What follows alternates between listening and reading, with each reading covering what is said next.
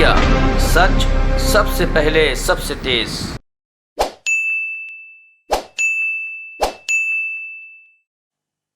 ये तथ्यात्मक पूरा स्टेटमेंट है।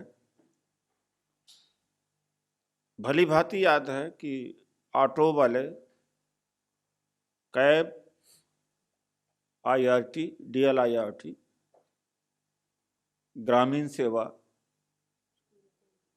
स्कूल कैब, इन सब लोगों ने अपने पीछे, बैनर के पीछे केजरीवाल जी का प्रचार किया था और जिसके वजह से केजरीवाल जी सत्ता में आए। एक कारण यह था। दूसरा कारण था कि जो टेम्परेरी एम्प्लॉइज हैं उनको परमानेंट किया जाएगा। कहीं से भी दूर दूर तक परमानेंट नहीं हुए। ये ऑटो सेक्टर के लीडर्स हैं, हजारों की फॉलोइंग है और यहाँ लगभग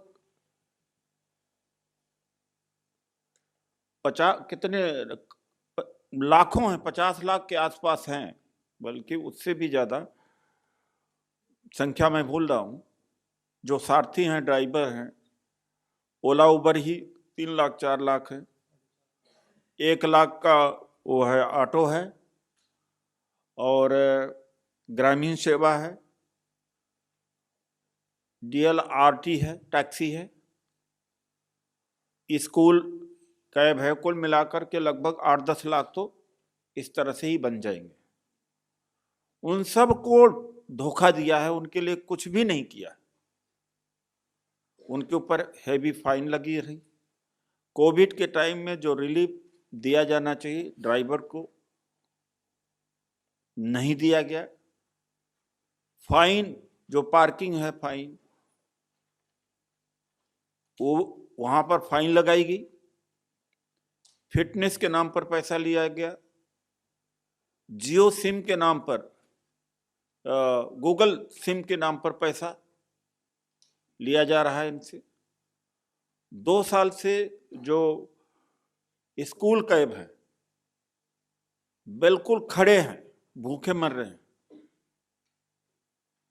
और कोई उनको ग्रेसिया पेमेंट नहीं किया गया जो 5,000 किया था। एक काम कर सकते थे, 0 परमिट दे करके उनके गुजारे के लिए इजाजत दे सकते थे और जगह परमिट, और जगह पर अपना गाड़ी चला करके गुजारा कर सकते थे। यहीं के दिल्ली के ही ऑटो है, दिल्ली की ही कैब अगर गुड़गांव जाती है और नोएडा जाती है तो उसके ऊपर टैक्स है। जब लौटती है तो टैक्स देना पड़ता है, 100 रुपये टैक्स है। 66/192A में फाइन है, लाखों लाख फाइन एक एक कैब पर लगी पड़ी हुई है। स्पीड गवर्नर 40 से 80 हो चुका है, हाई कोर्ट ने कह दिया है, और 40 के बाद जो गाड़ी चलती है उसके घर पे फाइन पहुंच जाती है। इतना बड़ा शोषण है। और यही अरविंद केजरीवाल जी जाके पंजाब में और गोवा में कहते हैं कि टैक्सी बोर्ड बनाएंगे। दिल्ली में टैक्सी बोर्ड बना, लुधियाना में जाके ऑटो वालों से कहते हैं कि दिल्ली में ऑटो वालों के लिए क्या किया है। एक चीज बता दे कि उन्होंने किया है। ये प्रेस रिलीज है, इसमें हमारे जो डिमांड्स हैं, 14 डिमांड्स हैं, ये आपके को दिया गया है। 28 दिसंबर को मांग पत्र दिया दिल्ली ऑटो कांग्रेस का ट्रांसपोर्ट यूनियन ने। 4 जनवरी तक अल्टीमेटम दिया गया कि हमारी मांगे नहीं मानी जाएंगी तो हम आगे एक्शन लेंगे। 10 जनवरी को प्रचंड प्रदर्शन करेंगे। 4 जनवरी बीत जाने के बाद हम आपके सामने आए हैं कि ये बिल्कुल झूठा है, और 10 जनवरी को हम विशाल प्रदर्शन कामगार, असंगठित कामगार कांग्रेस ट्रांसपोर्ट यूनियन के बैनर के तले विशाल प्रदर्शन करेंगे।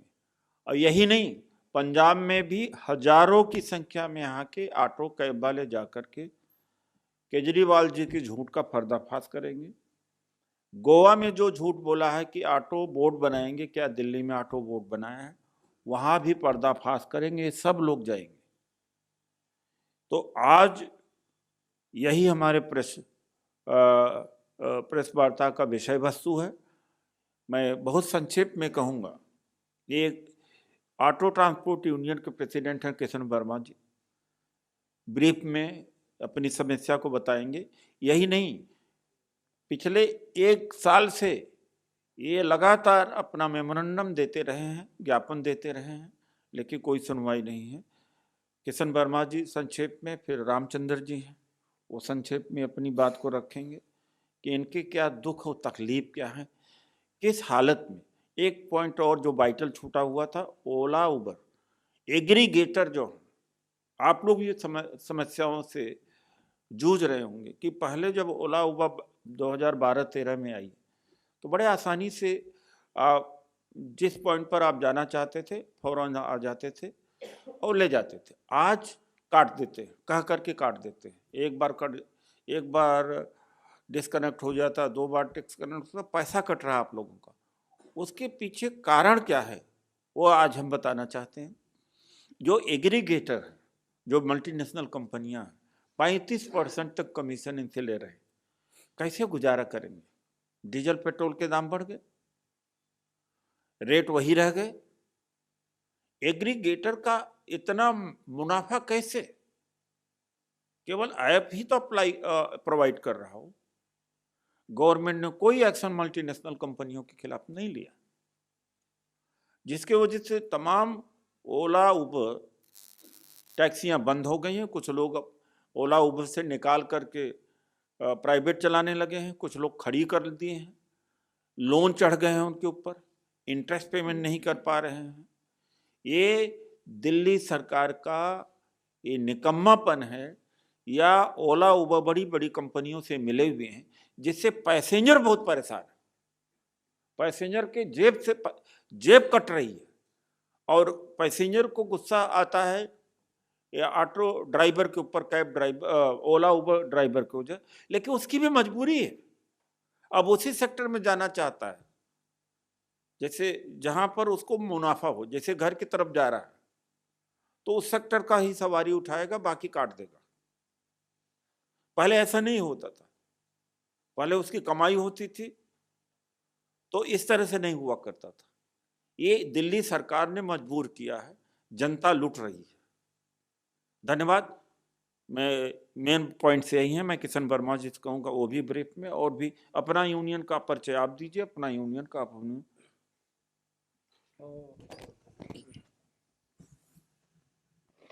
नमस्कार। All Delhi auto taxi transport Congress union से किशन वर्मा प्रेसिडेंट, और केकेसी ट्रांसपोर्ट दिल्ली प्रदेश से भी।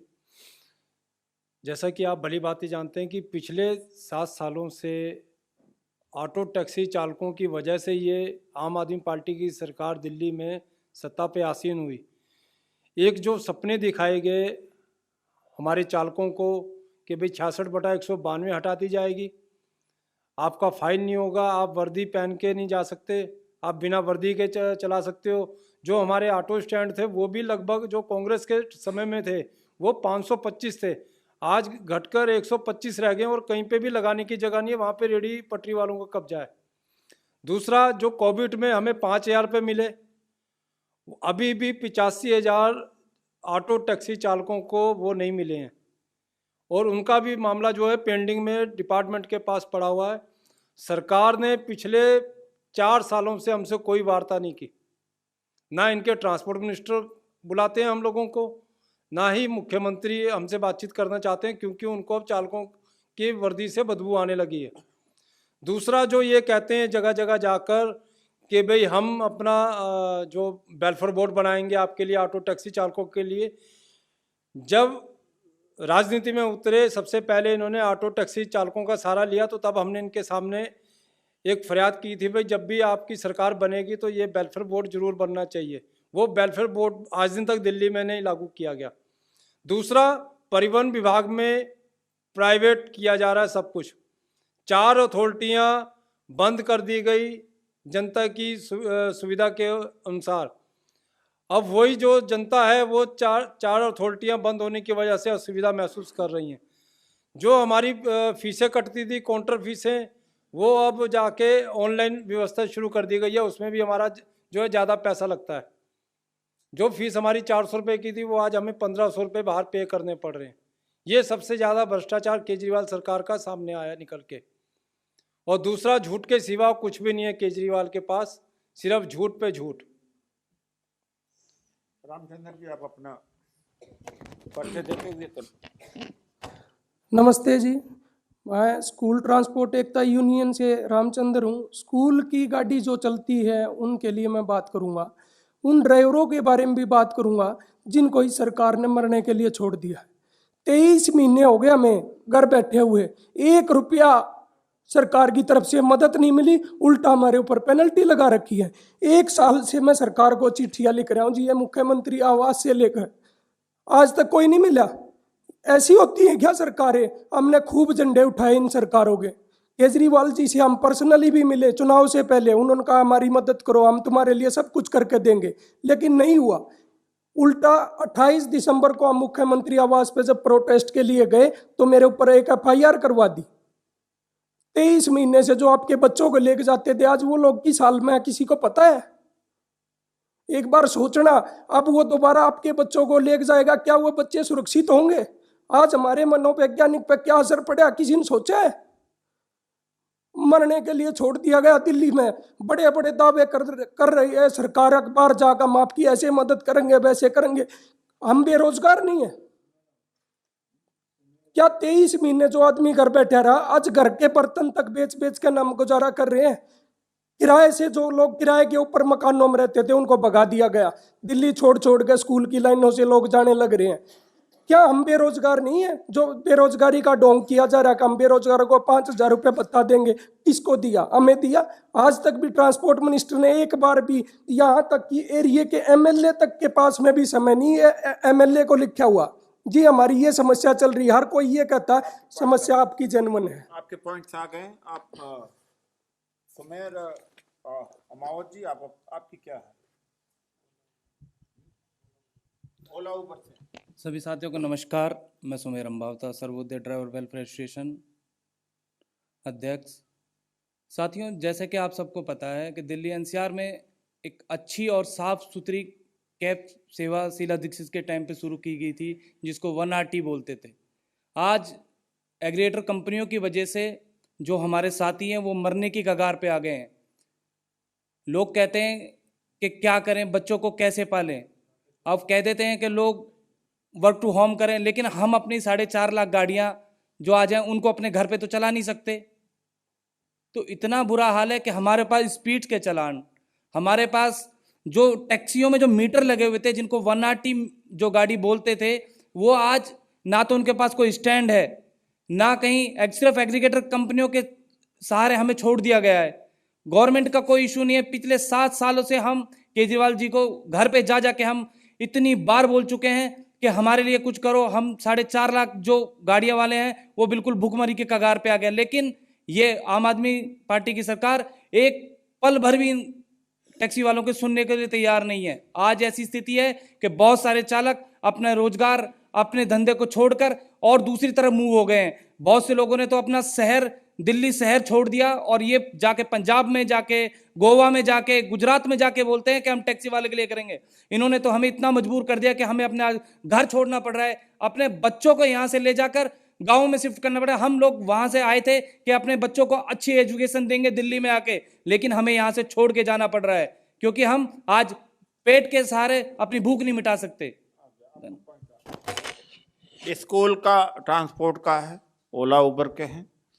इन्होंने, वर्मा जी ने, आप राकेश जी हैं, ये स्कूल कैब का, ये 4 मेजर एसोसिएशन। नमस्कार साथियों, मैं Rakesh Chopra, auto transport sector को रिप्रेजेंट करते हैं दिल्ली। राकेश चोपड़ा, स्कूल एसोसिएशन दिल्ली प्रदेश से अध्यक्ष।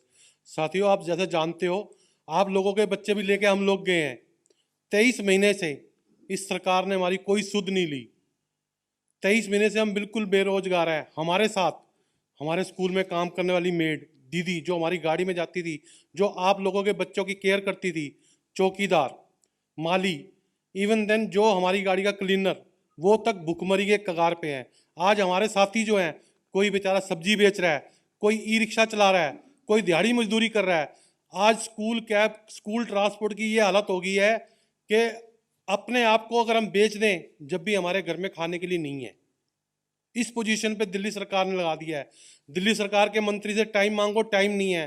कमिश्नर से टाइम मांगो, दे लेटर दो जी, लेटर दिया, रिमाइंडर दिए। 29 तारीख को हमने 13/9 को एक लेटर दिया कि जी हमारी डिमांडें हैं कि जैसे ऑटो टैक्सी में डिम्स और शिम माफ़ है, स्कूल कैब की डिम्स शिम माफ़ की जाए, फिटनेस फीस माफ़ की जाए, एमसीडी पार्किंग माफ़ की जाए। पर हमारी सुनवाई नहीं हुई। उसके बाद हमने 13 तारीख को रिमाइंडर दिया, वो भी हमारा ऐसे जैसे नदी के पेपर में डाल दिया। हमारी स्कूल कैब वालों की कोई सुनवाई नहीं है। आप लोगों के माध्यम से हम चाहते हैं कि आप हमारी आवाज़ सरकार तक पहुँचाएँ। धन्यवाद। हमारा प्रेस वार्ता खत्म हुई।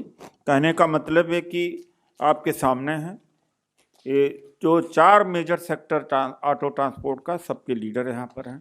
किस तरह से इनके साथ में अन्याय हुआ, हम श्री केजरीवाल के झूठ का पर्दाफाश करने आए हैं। पंजाब में जाके करेंगे, गोवा में करेंगे, उत्तराखंड में करेंगे, और 10 तारीख को हम विशाल प्रदर्शन मुख्यमंत्री आवास पर करेंगे। हम मजबूर हैं कि कोविड के दौर में भी हमें करना पड़ेगा, चूँकि इनके बच्चे भूखे मर रहे हैं, किराया नहीं दे पा रहे हैं, तड़प रहे हैं, गांव में भाग रहे हैं, गाड़ियां बंद हो रही हैं। धन्यवाद।